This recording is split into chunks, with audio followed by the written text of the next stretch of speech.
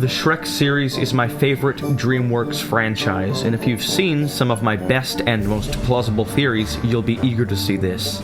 I have a small little Shrek theory I made months ago, which stated that the fairy godmother is behind more than we're led to believe in the film. So, I've constructed a timeline of events to contain a massive conspiracy that predates Shrek 1 and extends past the final film, Shrek 4. First, I'll need to dig out some of the buried evidence and construct evidence with evidence to use as evidence in my timeline.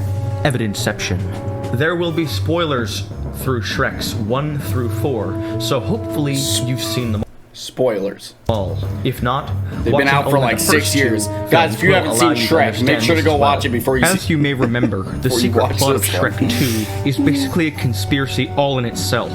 It's obvious in Shrek 2 that the fairy godmother is all about her son marrying Fiona. It's also obvious that there's a master plan going on. So, I've sifted through the evidence to put this master plan into a timeline. If you're perceptive or even just attentive, you'll easily realize what part of the plan is. At the end of the film, King Harold is hit with magic and turns into a frog. At first, you're confused at what this means, but then you realize that it's his true form, and that part of the master plan was that the fairy godmother had years ago turned Harold from a frog into a human. And when you realize this, it blows your mind. Yeah, then wait, that means wait. He wanted to become a human so that he could marry a princess. Sound familiar? Although, as the movie establishes, the godmother Oh my god. took this opportunity to strike up a deal.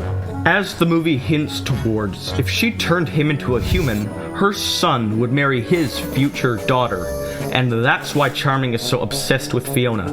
But when you think about it, she only wanted her son to marry into royalty so she could become all-powerful over Far, Far Away. Okay, so that's been established. Okay. Although there is more evidence that is very secret and hidden that I have found that states there is more to the plan. Do you remember what Fiona's curse was? She says when she was a little girl, a witch cast a spell on her. This spell transformed her into an ogre every night until she kissed her true love, at which point she would take true love's form. But what always got to me was why this witch cast a spell on Fiona. What exactly did Fiona do to deserve this? That is true. And finally, something clicked. If the fairy godmother wanted her son to marry Fiona, it would appear as forcing and rushed. So, to avoid suspicion from the public and the queen, she created the elaborate plan of locking Fiona away in a tower and, yes, casting this spell on Fiona. She was the witch. As I just said, this elaborate plan is done to avoid public suspicion and the suspicion from the queen, who has no idea of the true plans. So if it's true that the fairy godmother cast a spell on Harold's firstborn and locked her away in a tower, then it fits perfectly into place. It was her I thought Farquaad locked her in the tower. Son who was expected to save Fiona. Why is this curse locked with true love's kiss? Charming is supposed to kiss her, and he was also expected to slip easily into the Dragon's Keep, unlike all the other knights who died trying. Honestly, what makes him so different from them? Well, he's the son of the Puppet Master.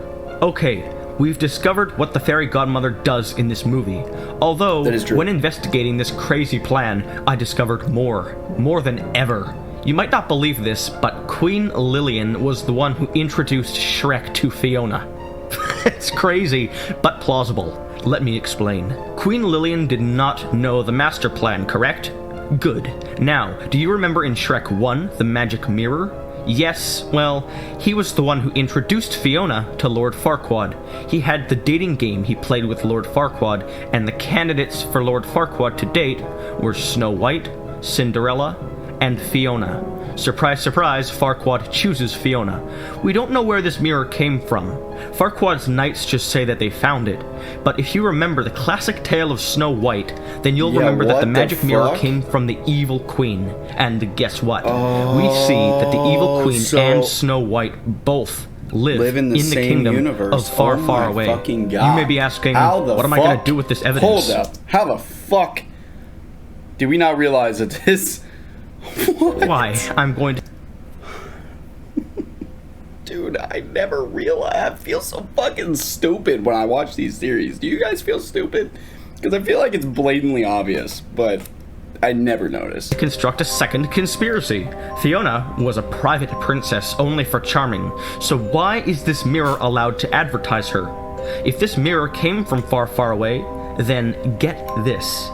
Queen Lillian stuck her daughter's advertisement in the mirror and sent it to Doodalok, a kingdom full of knights who could save her daughter. After all, she had no idea of the true master plan and just wanted her daughter to be saved.